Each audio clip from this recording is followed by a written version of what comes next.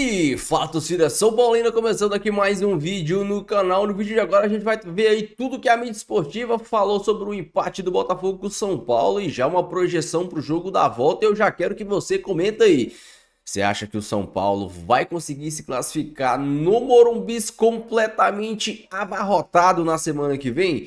Já deixei a sua opinião. Antes de mais nada, desce aí embaixo, deixa o seu like e se inscreve no canal. Já quero agradecer vocês. Batemos a meta de 15 mil inscritos. Então se inscreva. Vamos partir para a meta de 20 mil inscritos. Dá essa força aqui para esse jovem São Paulino. Beleza? A gente vai estar assistindo o vídeo junto. No final do vídeo eu volto, trago a minha opinião, os meus comentários, as minhas análises. A gente vai debater e comentar muito sobre o São Paulo na Copa Libertadores da América.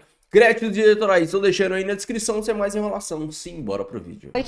O empate foi bom pro Tricolor, mas tem uma questão que está preocupando. Qual é? Olá, Michele, muito boa noite para você, para todo mundo que está acompanhando a gente. Eu quero trazer mais informações para o debate de vocês aí sobre esse empate, né, entre Botafogo e São Paulo. A gente tem que lembrar, Mi, que foi o melhor ataque Botafogo, são 21 gols marcados nessa Libertadores contra a melhor defesa, que é o São Paulo. 9 jogos, apenas 3 gols sofridos, ainda lá na fase de grupos, sendo que com o Subeldia só um golzinho sofrido até agora. Então, se a gente for ver no saldo aí, o São Paulo acabou saindo um pouquinho melhor, né? Porque é a melhor defesa, não foi vazado. O Botafogo é o melhor ataque, não conseguiu fazer um gol. E lembrando aí, contribuindo com o que vocês falaram, o jogo da volta acontece na semana que vem na casa do Tricolor. Mas sim, uma questão preocupa e é a questão da ofensividade, a questão de fazer gols. Porque o São Paulo, de fato, está deixando a desejar não só na Copa Libertadores, como nas outras competições também. Olha só, nos últimos 5 jogos, se a gente pegar esse recorte, o Tricolor marcou apenas uma vez e foi justamente contra o Cruzeiro no domingo passado, naquele time totalmente reserva, quando o William Gomes, que acabou sendo aí titular no jogo de ontem, fez o gol contra a Raposa. Antes disso, então, contra o Fluminense, nos jogos de ida e volta contra o Atlético Mineiro na Copa do Brasil pelas quartas de final, quando acabou sendo eliminado, também contra o Botafogo, o São Paulo não conseguiu fazer gol. O Subeldia foi questionado sobre isso ontem na coletiva, falou ali que enxerga uma melhora do São Paulo e deu inclusive o segundo tempo contra o Botafogo como exemplo de que o São Paulo conseguiu ir um pouco mais para frente, conseguiu chegar principalmente naquele lance do Caleri que acabou não fazendo gol, mas eu quero que vocês discutam justamente, já falaram um pouquinho, mas falem um pouquinho mais sobre essa questão da ofensividade, porque, né, o São Paulo, para avançar de forma direta na semana que vem aqui no Morumbi, precisa de um golzinho pelo menos. E aí, esse gol vai sair? Por que não está saindo? Será que os jogadores estão com funções muito defensivas? São Paulo está dependendo muito de Lucas e Caleri? Quero saber a opinião de vocês por aí. Valeu, Mar. E aí, tá dependendo muito? Depende dos quatro lá da frente. E me parece que, ao mesmo tempo, os 4 não estão vivendo um bom momento técnico. Isso acontece, às vezes, no futebol. Aconteceu, tem ocorrido até com o Palmeiras recentemente, né? Agora melhorou um pouquinho. Quanto à postura defensiva, o São Paulo não toma gol, toma muito pouco gol e tal.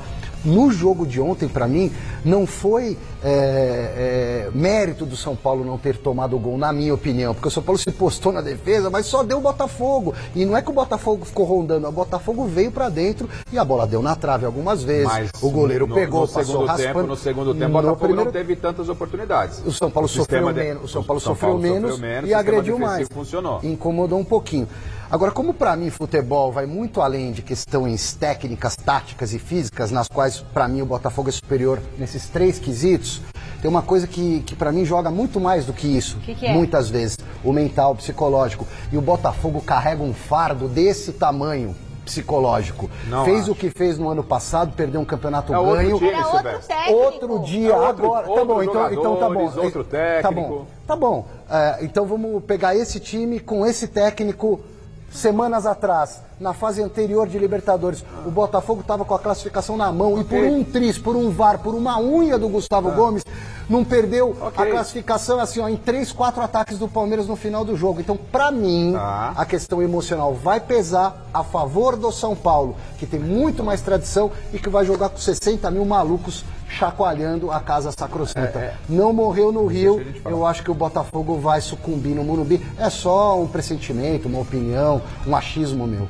Bom, É isso, Garrafa? Não, então só para concluir, assim, eu entendo que a falta de gols do São Paulo passa muito pelo momento instável que está vivendo o Lucas. O Lucas é um ponto de fundamental importância para que o São Paulo possa chegar ao ataque. E a bola não chegando ao ataque não chega no Caleri. Não chega no Caleri. Esse meio campo do São Paulo tem que funcionar, não está funcionando. O aspecto emocional, eu entendo que isso fica muito mais a critério da imprensa, mas esse time aí, como disse a Michele, o técnico é outro, os jogadores, na sua grande maioria é outra. O que aconteceu, o episódio com o Palmeiras, os caras se colocaram em 5 minutos, quase perderam a classificação. Quem se classificou? Silver, deixa o Garrafa. Quem se classificou? O Botafogo. Mas você viu como é que foi, né, Garrafa? Você vai dizer pra mim que o Botafogo não deu uma tremida naquele jogo? Se classificou o Botafogo, Silvério. Se classificou o Botafogo. Bora comentar desse jogão? E aí? Sim, foi um amasso do Botafogo no primeiro tempo. Foi um amasso do Botafogo foi um amasso do Botafogo no primeiro tempo. Mas o Botafogo foi incompetente no sentido de fazer os gols em cima de tudo aquilo que ele criou. O Zubeldia, já no segundo tempo, mudou um pouco a postura do time. O time sofreu menos e o São Paulo foi com o regulamento debaixo do braço, Silvestre. E isso está errado? Não está errado. Não está errado. Foi uma proposta do Zubeldia que deu certo. Ele eliminou, teoricamente, o jogo no gramado sintético, eliminou o aspecto torcida a favor do Botafogo e ele traz toda a decisão para casa. Agora, no jogo da volta, a história é diferente. O São Paulo tem toda uma energia quando o assunto é Libertadores no Morumbi. O São Paulo tem um time bom. O Lucas não vem jogando o que pode. O Lucas vai ter que jogar na próxima quarta-feira. E a minha preocupação em relação ao São Paulo porque o Botafogo teve dificuldades, porque o esquema defensivo do Zubeldia que ele montou foi muito forte. Às vezes uma linha de 5, às vezes tinha até uma linha de quase 6 jogadores ali atrás. Mas aqui no Morumbi o São Paulo vai ter que jogar. O São Paulo tendo que jogar, vai dar espaços que não deu ontem pro Botafogo. É verdade. Então, o jogo da próxima... Eu acho que o São Paulo deu vários espaços. Não, mas vai dar mais espaço, Silvestre. O São Paulo deu o quê? Teve aquela chance com o Caleri e mais nada. Não, o São Paulo teve 2 ou 3 no segundo tempo. Uma com o Luiz Gustavo, uma com o Caleri. Muito pouco. Mas você concorda que aqui no Morumbi o jogo vai ser diferente? O São Paulo com certeza. Não. Mas eu não concordo que o São Paulo fez. Porque assim, uma coisa, em primeiro lugar, o São Paulo teve mais sorte do que juízo, em primeiro lugar. O resultado foi melhor para o São Paulo, na minha visão, por muito daquilo que você já falou. Traz de lá um empate e volta vivo. O Botafogo perdeu a chance de matar o São Paulo por incompetência nas finalizações e pelo acaso. O São Paulo contou muito mais com a sorte do que com um esquema competente e defensivo. Porque jogou com 3 zagueiros, com 2 laterais, com 2 volantes e só deu o Botafogo. Não é que o São Paulo jogou na defensiva, até aí tudo bem, ia ser atacado mesmo, né? Difícil segurar o Botafogo, é complicado. Só que o São Paulo, ele se postou numa forma defensiva em que mesmo assim o Botafogo chegou várias vezes para fazer o gol e não fez o gol por detalhe. Mas é isso que eu tô querendo chegar para você no jogo da volta. Porque essa postura defensiva, que mesmo sendo muito defensivo, o Botafogo conseguiu criar, mas não conseguiu fazer os gols, essa postura defensiva não vai ser tão forte no jogo da quarta-feira contra um adversário que tem um poder de fogo muito grande. Sim. Um ataque muito bom. É essa preocupação que a torcida do São Paulo tem que ter, mas está aberto. O São Paulo, moralmente, ele vem fortalecido, se esperava uma vitória do Botafogo, franco, favorito, não aconteceu. Então o São Paulo chega encorpado. É um grande jogo para a próxima quarta-feira, não tem a dúvida. Osmar Garrafa, se você olhar o primeiro tempo do jogo, não é que o São Paulo se defendeu. O São Paulo não jogou. Não jogou. E quando teve a bola, rifava a bola, era bicuda para frente ou ficar recuando pro goleiro e fazendo cera. O São Paulo jogou contra o Nacional. Contra o Nacional lá. Quando o São Paulo no segundo tempo resolveu se atirar um pouquinho, incomodou e quase ganhou o jogo. Mas isso é proposta do São Paulo. Contra o Nacional, que é um time inferior, muito inferior que o Botafogo, o São Paulo também foi lá a Montevidéu para não jogar e trouxe o empate e decidiu aqui. Só que o Botafogo não é nacional. Vamos ver. A gente do São Paulo, aí um nobre colega falou, feito?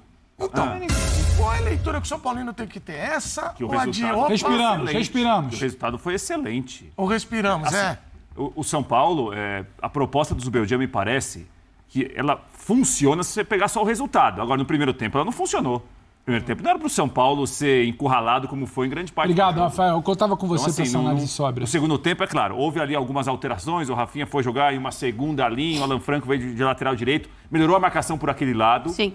Mas depois de um primeiro tempo que o Botafogo foi o dono do jogo. O Botafogo vai lamentar muito se ficar pelo caminho semana que vem. Fala que o Luciano entrou bem. Entrou um pouco melhor. As mudanças ajudaram o São Paulo. Com isso, o Luciano teve espaço para ter a bola um pouco mais Atenção, é o seguinte, é difícil imaginar o São Paulo avançando semana que vem, mesmo no Morumbi. O São Paulo no Morumbi Libertadores merece muito respeito. Agora, é um São Paulo que vai depender muito do brilho de Lucas e Caleri.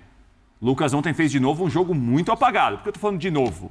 Na semana passada, quando o São Paulo caiu pro Atlético Mineiro, o Lucas foi mal. Sim. E ontem um dos piores em campo. E ontem também não conseguiu se achar, tirando uma arrancada que ele conseguiu no segundo tempo, que ele foi desarmado muito bem pelo... Mas tem muito também mérito do Botafogo, a forma como pressiona, como morde. E o Botafogo não deve mudar a maneira de jogar, Zé. O que vai mudar é o São Paulo, vai ser um outro São Paulo semana que vem. Assim, não vou isentar o Lucas, não é isso, porque acho que tecnicamente ontem ele estava muito mal. Ele até pisou de novo. Se alertar. Tecnicamente, ele pisou na bola uma hora ali. Aí o Silas até fez um comentário que na hora eu pensei. O Silas falou assim, ele está com dificuldade com o sintético. O Silas, durante a transmissão, ele falou. Mas tem também o lado do posicionamento. O Zubeldia arriscou muito. Ele esperou 45 minutos. Porque assim, ele entrou num 3-4-3, né? Ele entrou 3-4-3... A troca dele do intervalo poderia ter sido feito antes. O que aconteceu? O Lucas, o menino ficava aberto pelo lado esquerdo, o William, e o Lucas ficava centralizado. Ninguém aproximava, o Caleri muito afastado. E do outro lado, sozinho. Então o que acontecia? O Lucas não sabia se ele ia para a lateral, porque o Alex Telles saía, os zagueiros do Botafogo saíam, ou senão um dos volantes saíam para fazer essa saída de bola, e o Lucas não sabia se ele ia para a lateral ou se ele permanecia centralizado. E o que aconteceu? Ele ficava indeciso, ele não sabia o que ele tinha que fazer. Por que o São Paulo melhorou? Por quê? Porque ele colocou uma linha de defensiva de 4, ele coloca o Wellington Rato e coloca o Michel Araújo pelos lados do campo e centraliza Caramba, que entrou no segundo tempo. O Luciano. E aí o time começa a jogar. Peraí, Zé, desculpa. Não, ele tá filmando aí, né? Vocês estão filmando aí. Ele penteou melhor o time em relação a... Você acha que deu uma penteada? Você acha que deu uma penteada? Ficou um time mais ajeitado, mais arrumado. Deu pra entender. Gente, tal qual o São Paulo do primeiro tempo, tá faltando foco a você. Foco. O programa hoje é grande. Foco. Ele deu uma penteada legal ali. O São Paulo entra no jogo contra o Botafogo quando ele faz essas substituições e muda o posicionamento. Porque aí o São Paulo começa a preencher os espaços. No primeiro tempo, tanto o Almada como o Savarino, eles trabalhavam atrás nas costas dos dois volantes. O que acontece? Entre as linhas ali. Você tem o Rafinha e o Wellington aberto aqui. O Almada e o Savarino jamais ficaram abertos. Eles trabalhavam nas costas. Então, o Botafogo encontrava sempre a superioridade numérica, porque o Lucas não sabia se ia para lateral ou se ele fechava e tinha sempre um volante. O trabalho do Arthur Jorge, Prata, porque ontem você falou muito, parecia que tinha sido um baile técnico do Zubeldia. Não tinha o meio campo encostando na saída em velocidade. Era muita facilidade para encontrar esses caras para jogar. E a inversão de jogo. Então, assim, no segundo tempo, quando ele corrige, ele coloca o time para jogar num 4-2-3-1, que ele segura os dois caras, põe o Luciano para preencher o meio campo, mas ele preenche os lados do campo, o Botafogo já não conseguia subir tanto assim. Né? Então diminuir as linhas de marcação. Foi isso que aconteceu no jogo de ontem. O Caleri teve uma chance, o São Paulo poderia ter saído lá com 1-0. Mas eu acho que o Zubeldia arriscou muito no primeiro tempo contra o Botafogo. O Prates falou que ele dobrou a aposta. Não, eu acho que ele arriscou muito. Só que aí no Morumbi ele vai ter que abrir um pouco esse espaço. Pra jogar. E aí você tem um Botafogo que gosta de trabalhar na transição também. Vamos ver se ele vai adotar esse posicionamento, porque eu acho que ele deve jogar contra o Botafogo no Morumbi com o sistema do segundo jogo, do segundo tempo. Segundo tempo. Não deve jogar. O William Gomes, você gostou do William Gomes? Tenho gostado mais. Gostei mais do William Gomes nos outros jogos, que levaram ele à titularidade de ontem. Até porque falar, eu gostei de alguém no São Paulo ontem, você pode falar... Arboleda. Arboleda muito bem. Muito bem. O Sabino foi bem. Muito bem. Calando o Birner, né? Porque se tivesse que escolher um, eu vou ficar com o Arboleda. Acho que o Arboleda mandou um beijo pro Birner. A questão as pessoas às vezes confundem. Quando a gente fala quem é favorito, eu ainda acho o Botafogo favorito. E quando você olha para o segundo tempo de ontem, em algum momento ali após as trocas, o São Paulo dificulta. Tem uma questão também, a intensidade que o Botafogo joga, em algum momento vai cair no segundo tempo, tá tudo bem, não é um problema. O Botafogo não foi abatido, surpreendido. Tanto que após aqueles 5 minutos ali que o São Paulo enfilera 2 ou 3 chances, o Botafogo retoma o jogo e ao longo de todo o segundo tempo ele também cria para vencer também. Pra gente não ficar com uma análise deturpada de que o São Paulo deu um banho de bola no segundo tempo. Não, o São Paulo conseguiu sair das cordas no segundo tempo, se estabelecer e dar 2, 3 soquinhos. Então fica-se uma sensação que foi um grande segundo tempo, porque ninguém imaginava depois do primeiro tempo que o São Paulo pudesse apertar e machucar. Beleza, mérito do Zubeldinho, avança o Rafinha, Alan Franco, posiciona, ganha o meio ali com as substituições, cria 2 ou 3 chances, Luciano entra, ok. Só que ainda assim o Botafogo foi superior. Se você pega o primeiro tempo, o Botafogo foi melhor. Se você pega o segundo tempo, o São Paulo respira, consegue criar, mas o Botafogo chega mais. Tem uma questão ali sim psicológica, jogo em casa. Ao final do jogo, os últimos 10 minutos, deixa de chegar com os mecanismos de criação do primeiro tempo. Passa a chegar mais no abafa, no posicionamento, no campo de ataque, bola levantada, é quem está com a bola tenta resolver, tem muito disso. Mas tem boas jogadas, Matheus Martins perde um gol, e uma ótima jogada de uma criação no segundo tempo, então às vezes a gente passa uma borracha para insistentemente falar, porque o Zubeldinho não, o Zubeldinho ontem tentou, dentro do jogo, recuperar, que bom, Zé Ele falou até que não tem medo de Luciano nenhum. Vai dar para viajar de volta para São Paulo com um sorrisinho de quem escapou da morte ali. São Paulo está vivo no confronto. Sim, o Botafogo ainda é mais time dentro do confronto. Então, acho que a gente precisa pontuar isso também. Botafogo fez uma senhora partida no primeiro tempo. Não é porque não tem gol. Não fez gol, então não vale de nada. Tem time que não joga nada, faz um gol e a gente senta aqui para debater. Sabe quem eu acho que deveria também vir aqui nessa mesa? Oswaldo Pascoal. Ele tá aí?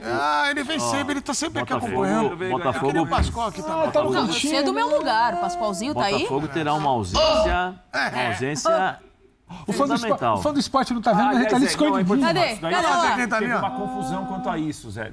Do Bastos, né? Parece que ele tá parece que pelo menos na transmissão, suspenso, não pode jogar. Não tá. É importante falar isso daí, porque ficou uma dúvida mesmo. Não está suspenso. Não está suspenso. E em nenhum momento ele esteve suspenso ou pendurado ou polêmica. O Bastos tomou 2 cartões na fase de grupos. Como Copa do Mundo, como torneios assim, que tem fase de grupo, depois oitavas, quartas e semifinal. O Palmeiras não toma cartão, quando sai da fase de grupo pro mata-mata, zero cartão. Os cartões são zerados. O Botafogo jogou 2 jogos nas oitavas de final. Palmeiras, ida e volta. O Bastos não tomou cartão. Nesse momento, o Bastos tem 1 cartão no mata-mata. Com essa dúvida mesmo ontem. Tem 1 cartão. Com essa dúvida mesmo. Ele não do cartão dele. Sabe quem entrou no jogo ontem pendurado? O Luiz Gustavo. Porque o Luiz Gustavo recebeu um cartão no jogo de ida contra o Nacional, um cartão no jogo de volta. 2 cartões está pendurado. O Bastos não estava pendurado, o Bastos não está suspenso. Não perdeu o Bastos. Muito bem. Agora, uma coisa que os jogadores... Vamos lá que eu vou pro povo na TV. Não, rapidinho. Uma coisa que os jogadores brasileiros têm que acostumar, e aí eu digo clubes brasileiros, é a questão da arbitragem na Libertadores. Concordo. Não é qualquer falta que vai dar. É uma gritaria... Cara, é jogo segue, levanta e continua jogando. Muito bem o Esteban Stoic ontem. Exato. Sabe, a gente vê a mídia falando assim, foi um amasso do Botafogo, o São Paulo não conseguiu sair jogando, e eu até entendo esses comentários, mas se a gente for analisar bem friamente, as 2 melhores chances claríssimas de gol foram do São Paulo. Aquela bola do Caleri e o chute do Luiz Gustavo, que também pra mim é uma chance clara. O Botafogo não teve nenhuma chance igual a do Caleri e igual a do Luiz Gustavo. O Botafogo teve muito chute de fora da área, teve um chute do Luiz Henrique lá que o Lucas moscou na marcação, mas que tinha jogadores na cobertura ali, que ele chutou e o Rafael acabou espalmando pra cima. Teve bola na trave, mas foi chute de longe, que por sinal eu acho até que o Rafael tava um pouco adiantado demais. Eu acho que às vezes o Rafael se posiciona um pouco mal em alguns tipos de bola. Se essa bola vai no gol, o Rafael não pega. Eu acho que o Rafael tinha que estar um pouco mais pra trás. Então, assim, não é que o Botafogo criou chances claríssimas, chegou na cara do Rafael. Não, pô. O Botafogo chutou muita bola, assim, bola fraca, bola de cabeça. O Rafael não fez, assim, milagre. Qual foi o milagre que o Rafael fez? Qual foi a bola que o Botafogo saiu cara a cara e, perdeu o gol?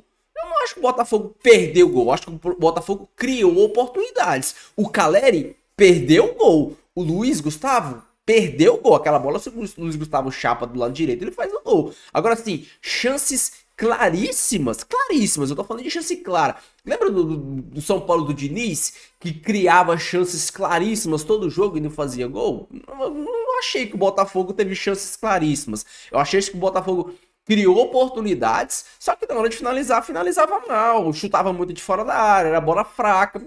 Sim, amassou. Realmente o São Paulo não conseguia sair. O esquema do Zubeldinho não funcionou bem, não entendi porque o Zubeldinho colocou o esquema de 3 zagueiros, não encaixou, tanto é que quando o São Paulo mudou, voltou mudado, o São Paulo já encaixou mais a marcação, o Botafogo parou de criar oportunidades, o São Paulo começou a ficar mais com a bola. E agora, o que eu não entendo, e eu até cheguei a comentar isso, acho que num vídeo anterior, São Paulo e Atlético Mineiro, o Luciano ficou o primeiro tempo todo, o primeiro jogo todo dentro de campo. O segundo jogo, o Luciano foi sair aos 40 minutos do segundo tempo. No jogo de ontem, o Zubeldia trocou o Lucas com 30 minutos.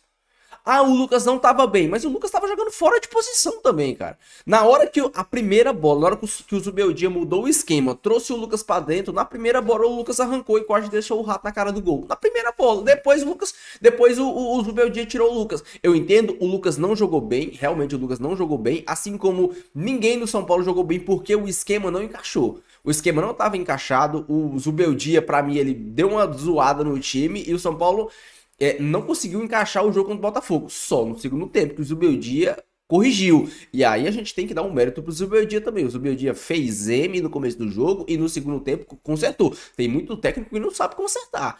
Você acha que o Carpini daria conta de resolver o problema do São Paulo?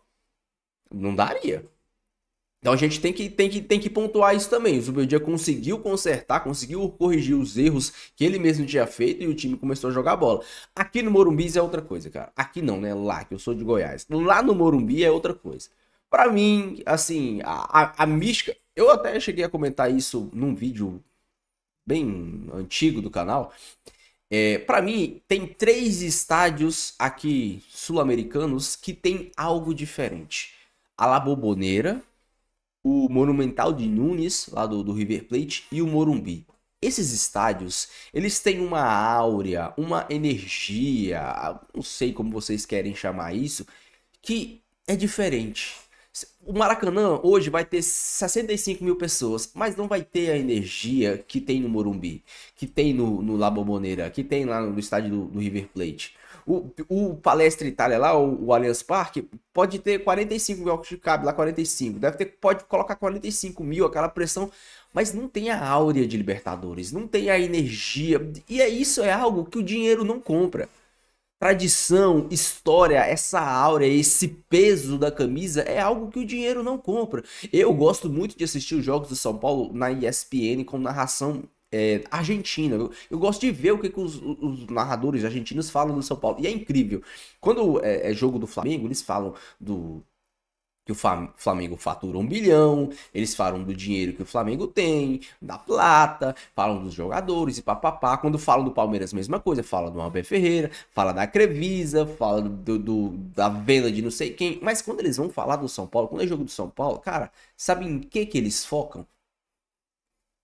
Isso aqui.